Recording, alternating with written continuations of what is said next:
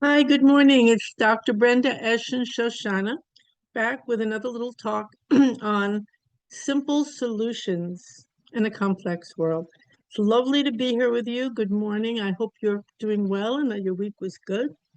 And for today, I have a wonderful little, not so, it's little, but it's powerful procedure, a little process that I want to share with you because I was thinking about how fantastically enjoyable and fun it is to do and how powerful it is in dissolving conflict, in opening up doors of fun and communication and being seen, being known, being heard in a very safe and in a very enjoyable way.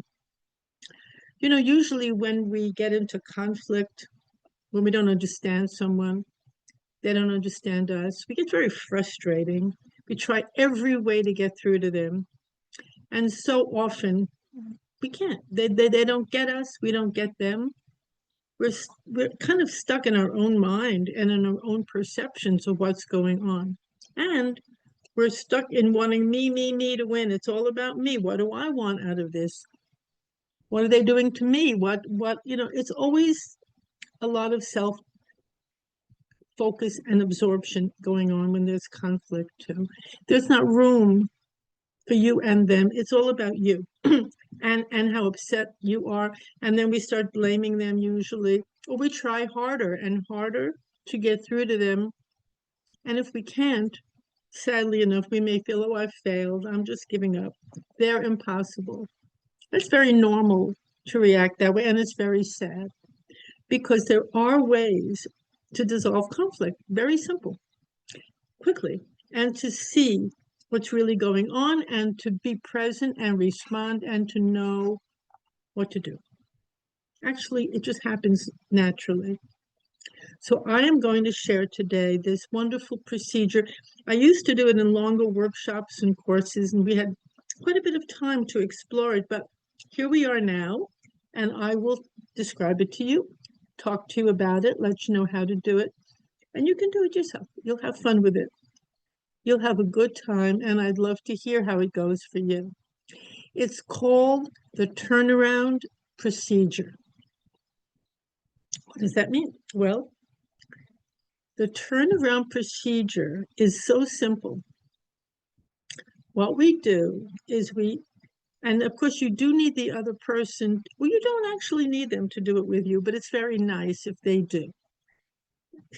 It is very, this is what, if you have someone who's willing to do it with you, who you're having some kind of a problem with,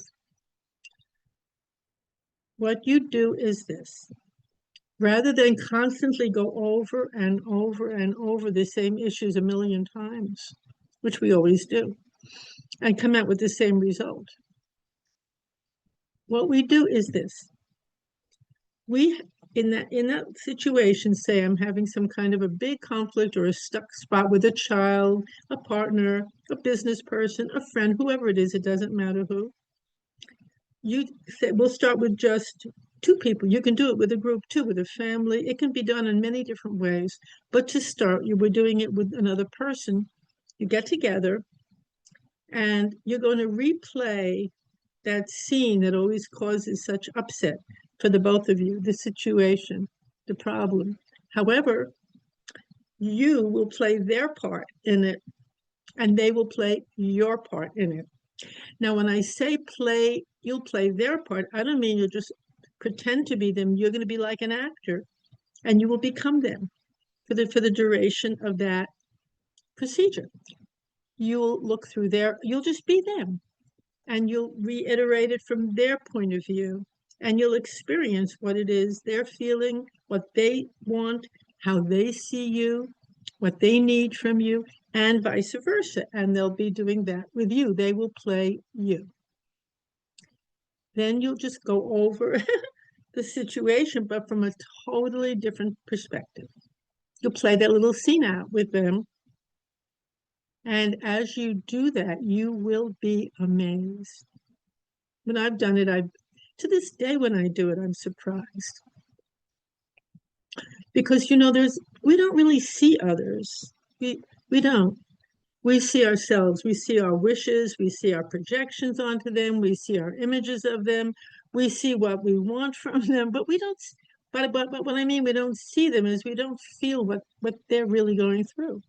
We don't know what they're really thinking, what it means to them.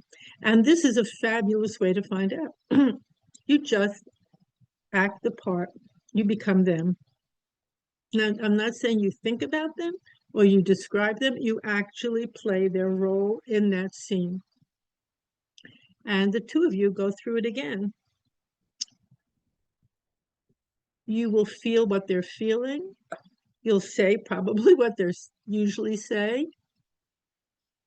You'll hear the way they're hearing, what it means to them, and they will with you. And you'll go around, but it'll be completely different. And then after you do one round of that, you don't say a word, you both pause, and then you go back to being yourself in the scene, and they go back to being themselves. You won't be the same person because you will be relating with someone else, with who you experience them as being. You'll have so much more connection with what's really going on for them. You'll play it again. And then you'll talk. Let each other know how you felt, what you saw. In one of these little scenes that I did once, I was with a person who seemed totally in charge of the world, never could be anything wrong, dressed to the hilt all the time, blah, blah, blah. And as I played the scene with this person, I recognized, oh my goodness, he is so lonely. You would never have known that, ever. But as I played his part, I could feel it, how much he was craving a connection, an affirmation, some acknowledgement, which I had given him a lot anyway, but I didn't even know the extent of what was going on inside. Now, it is very true, of course. People have to feel good inside themselves to some extent before they can have another person's good wishes come all the way in. But I acknowledged you must feel very lonely. That meant so much just to resonate with what that person's feeling and say it. They feel heard, they feel known, they feel grateful. When you really know or connect with who someone is and let them know, they feel loved. They do. And so do you. This procedure has many, many ramifications. It works on many levels. It really opens a doorway for a completely new approach to whatever is keeping you stuck. Sometimes for people just doing it a few times, the stuckness goes away. They have a new way of entering, I was going to say the battlefield, but it doesn't have to be a battlefield. They have a new way of entering the situation, the relationship. Take some time to try that with your children too. With your children too. Now, let me say something else. If the person you're involved with doesn't want to participate in this, and that's fine, that's okay. You can also have someone else, just a friend, come and play their part for you and, do the whole scene with you. You can tell them what the situation is and what the person says and have them be that person. And then just exactly as I described it, do it with someone standing in for them. That works. It works. The most powerful, of course, is if that person's willing to, but they may not be at first. It might seem strange, or they might love it. It might free the whole stuckness, the whole problem. And if you don't have a person to stand in for them, you can actually even do it in your own mind. Play the whole thing out in your own mind. It's better to do it with a person there, but it can be done in your own mind as well. Just play their role. See it through their eyes. You know, there's a wonderful saying from the old American Indians saying that you don't know a man until you've walked at least 10 miles in their moccasins, in their shoes. True. Very, very true. We think we really know what's going inside another, but we don't. Even if we're empathic, even if we're sensitive, we know a certain amount, but important things are hidden away. And this is a wonderful, wonderful way to be in touch with the wholeness and the fullness of who they are, of who you are, and of what's possible. There's a lot that's possible for everyone. You know, it's a lot of fun to do this in a family situation too, where each of you takes every role, take turns with it and play every role. Mama plays Papa, Papa plays Son plays daughter, everybody, whoever's there, you all take turns and you play every role. It's very, very life-giving, and much more than that, it opens up everyone's eyes. There's a lot more sensitivity and a lot more clarity and a lot more willingness to give what the person really needs. You know, how can we give someone what they really need when we don't even know what it truly is, when they may not even know what it truly is? It's an important point. So I offer you that little exercise. It's not so little, it's pretty powerful. I offer it to you to enjoy, to use. And I'd love to hear how it goes for you. I really would. We've done this also with koans and some of the zendos that I work with and I'm involved with. We all play all the different roles. And again, it's a beautiful process because we see so much. And a koan is just a little story that we don't have any answer to. Not a logical or a rational answer. But by playing the roles, all the different roles, oh, awareness comes. And you know, one more thing I'll say before I finish.